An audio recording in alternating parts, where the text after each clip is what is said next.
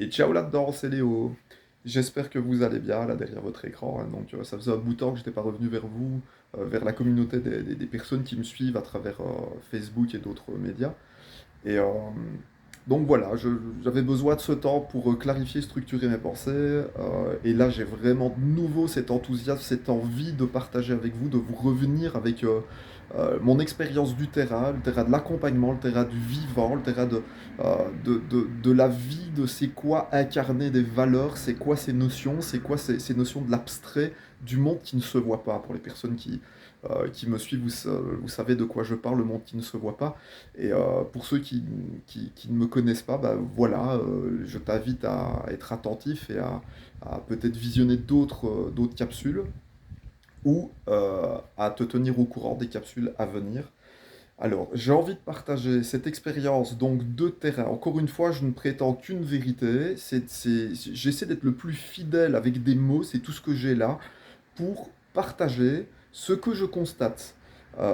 Et qu'est-ce que je constate? Quel est mon rôle? Dans quel domaine s'agit-il? Ben, il s'agit de la conscience de soi et de comment je l'incarne dans la vie de tous les jours.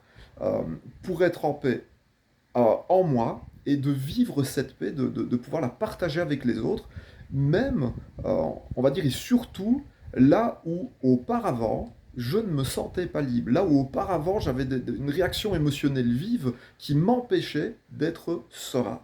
Donc voilà.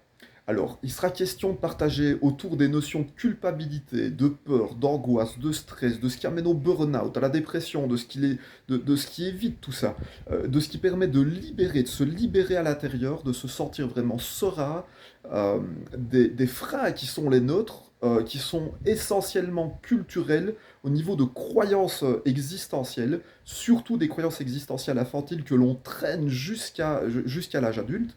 Et oui, ça va peut-être en secouer plus d'un, mais c'est comme ça, c'est ce que j'observe en tout cas sur le terrain de l'accompagnement, et ce qui va permettre massivement de débloquer des situations où les personnes se sentaient complètement perdues et, on va dire, tellement impactées émotionnellement, allant jusqu'au traumatisme, et je pèse mes mots, j'en ai vu qui ont développé des tremblements, j'en ai vu qui ont développé des pertes de mémoire, j'en ai vu qui ont développé une dégradation non seulement de la psychologie, mais en plus du physique, et qui allait avec. Donc voilà, pour t'éviter tout ça, pour sortir de tout ce maelstrom de mal-être et autres, honnêtement, je viens de là, je sais ce que c'est, et j'ai trouvé ma formule, j'ai trouvé un équilibre qui me correspond à moi, et j'ai envie d'être une aide, j'ai envie d'être une passerelle, de jouer le rôle en tout cas de passeur comment je veux dire, d'expérience, et pour permettre justement au plus grand nombre de trouver la formule qui lui correspond. Et encore une fois, si on me demande les clés, comment ça fonctionne, les top sags de tout ça, vous prenez, je suis désolé, mais je jetais à la poubelle, parce que franchement, ça ressemble à une idéologie, ça ressemble à de la religion, ça ne fonctionne pas comme ça, en tout cas, c'est pas ce que j'observe sur le terrain de l'accompagnement. Euh, Ce que j'observe, c'est que chaque personne, chaque individu est unique, que son histoire est unique, et la façon dont cette personne va créer un équilibre émotionnel, psychologique et physique, de rassembler le tout, de relier le tout pour trouver un équilibre dans tout ça, et vivre la vie qu'elle a envie de vivre réellement, en étant libre d'être soi. Et je vais insister sur d'avoir tellement l'habitude d'être libre, d'être soi, au point de ne plus avoir à y penser. Ça devient un réflexe, ça devient naturel. Donc voilà. Il sera question, donc je ne sais pas si je l'ai dit, de notion de culpabilité, de, de rhétorique, de manipulation malheureusement aussi, parce que ça fait partie aussi de notre culture, ça fait partie des comportements que nous pouvons soi-même adopter envers nous-mêmes ou envers les autres, ou en être aussi la victime. Entre guillemets, vous verrez au fil des vidéos, des explications que ça n'est jamais qu'un choix personnel, il ne peut y avoir que des tentatives de manipulation. Donc voilà, c'est tout ça.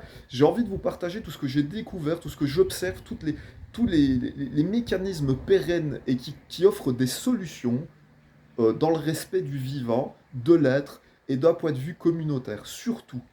il s'agit de développement interpersonnel. Je pense que le développement personnel, là, c'est bon. La glorification de l'ego et donc du problème, c'est assez. Le narcissisme, je pense qu'on en a fait le tour. Il est temps d'apprendre à vivre ensemble, respectueusement, y compris dans la différence, et de manière libre, la manière la plus libre, émotionnellement parlant. Je parle d'un point de vue psychologique. Ok. Alors, je vois venir les personnes qui vont rationaliser et argumenter, genre, oui, mais quand on vit ensemble, il y a des règles, il faut les respecter. Tout à fait, tout à fait. Je suis tout à fait d'accord avec ça. Moi, je parle, en tout cas, dans un premier temps, de liberté émotionnelle, de liberté d'être soi, avec soi-même et avec les autres. Donc voilà, il est question de ça.